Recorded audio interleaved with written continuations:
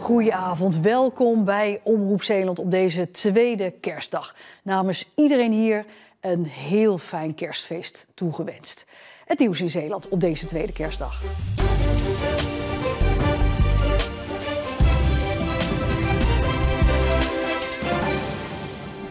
Kerstmis is een tijd van samen zijn, maar dat geldt niet voor iedereen. Daarom worden op meerdere plekken in de provincie kerstmaaltijden georganiseerd voor mensen die alleen zijn. Linda doet dat voor de eerste keer in Zierikzee, want ook zelf weet ze wat eenzaamheid is. Niet per se met kerst, maar wel andere dagen van het jaar. Ja, zeker. 13 mensen hebben zich aangemeld voor het kerstdiner. Ik heb een weduwnaar gesproken, die is nu sinds een jaar weduwe. Ja, mensen waarvan hun relatie recentelijk verbroken zijn. Dus ja, eigenlijk van alles, van tussen de 40 en 80 jaar. Met een beetje geluk is het de start van een nieuwe traditie in Zierikzee. Ja, ik verwacht eigenlijk een hele mooie avond, liefdevol, maar ook gewoon gezelligheid en warmte. Deze twee stokoude filmprojectoren zijn uiterst zeldzaam en staan sinds kort in Axel. De zogenaamde mutoscopen werden plotseling bij iemand thuis gevonden in Gelderland en vrijwel direct gekocht door verzamelaar Jan van Delft. Wat het is dat je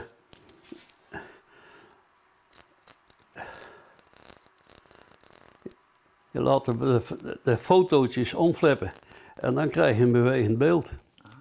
En dat gebeurt bij die grootte precies hetzelfde. En dat ziet er dus zo uit. De mutoscoop is een soort voorloper van de filmprojector en werd veel gebruikt rond de jaren 10 en 20 van de vorige eeuw. En die twee die hebben vermoedelijk in een kermisattractie gestaan.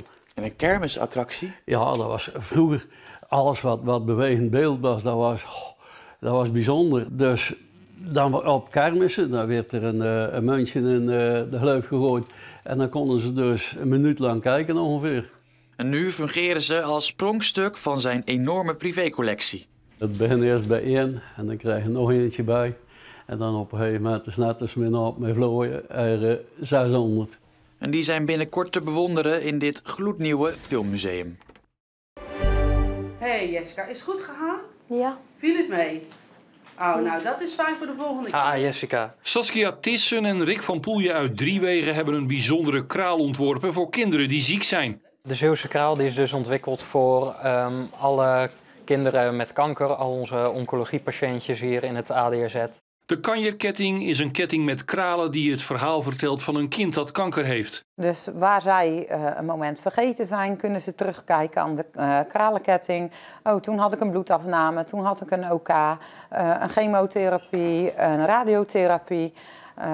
Ja, dat soort kralen komen er allemaal aan die ketting. Dus het is het complete verhaal van hun ziek zijn. De aanleiding om de Zeeuwse kraal te maken is dat Rick stage loopt in het ADRZ. En er nog geen herinneringskraal was voor de kinderen die hier behandeld worden. Een van de criteria is dat de kralen erg kleurrijk zijn. Het is wel leuk als er iets aan de ketting hangt wat er een beetje vrolijk uitziet. Saskia vindt de kanjerketting echt een meerwaarde voor de kinderen. Het belang is dat kinderen iets tastbaars hebben, waar ze naar terug kunnen grijpen. En dat ze iets hebben om naar uit te kijken na een behandeling. Jessica van der Velde uit Kruiningen heeft leukemie en is blij met haar kanjerketting. Toch als je dan klaar bent met je behandeling, kan je er toch nog even terug naar kijken. En dan kan je zien van, oh ja, al die behandeling die heb ik gehad. Als je erover nadenkt, is het toch fijn dat je dat toch dan daarin kan verwerken. Het WK darten is in volle gang en veel mensen zitten dan ook op de bank naar hun tv te kijken. Zo ook de 15-jarige darter Kai Schuurbiers uit Krabbedijken. Kai mag zich dit jaar aspirant Nederlands kampioen darter noemen. Nu wil hij doorstromen naar de junioren.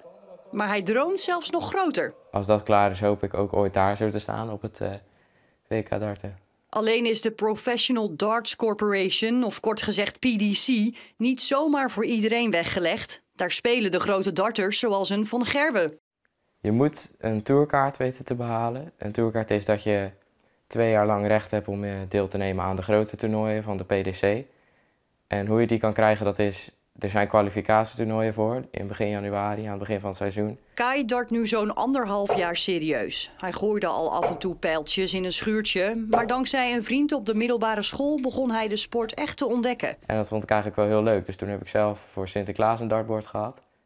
En daar ging ik toen gewoon op gooien, uiteindelijk naar het toernooi gegaan en zo ging het steeds maar door.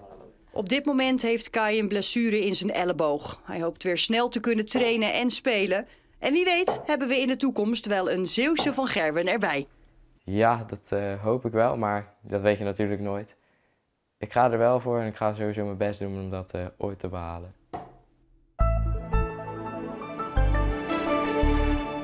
We hadden op deze tweede kerstdag bewolkt en rustig weer. Er was ook sprake van nevel. Het zat een beetje tegen de mist aan en af en toe viel er ook wat lichte motregen. Het was wel rustig met een zwakke wind uit het zuidoosten en middagtemperaturen rond 9 à 10 graden. Vanavond en vannacht blijft het grijs en vochtig met veel bewolking, nevel en later vannacht ook plaatselijk kans op mist. De minimumtemperatuur ligt tussen 5 en 7 graden. En morgen blijft het ook rustig, met eerst dus lokaal mist en later op de dag een wat droger weertype met een zwakke wind uit het oosten tot zuidoosten en temperaturen van 6 à 7 graden. Heel misschien laat in het oosten van de provincie de zon zich nog even zien, maar die kans is niet al te groot. In het weekend blijft het bewolkt met wat meer wind uit het zuidwesten. Het zorgt ervoor dat de mistkansen wat lager zijn. Temperaturen liggen dan rond 8 graden. En maandag af en toe zon, droog weer bij een maximumtemperatuur van 9 graden. En dat was het korte nieuws op deze tweede kerstdag. In deze tijd is het altijd de Zeeuwse documentaire week. Vanavond ieder half uur de documentaire Gevangen over schipper Ben van der Ent. Hij overleefde een jeugdtrauma op zee, maar worstelt nu met regelgeving en een onzekere toekomst. Een hele mooie documentaire, zeker de moeite waard. Ik wens u nog een hele fijne avond en heel graag tot morgen.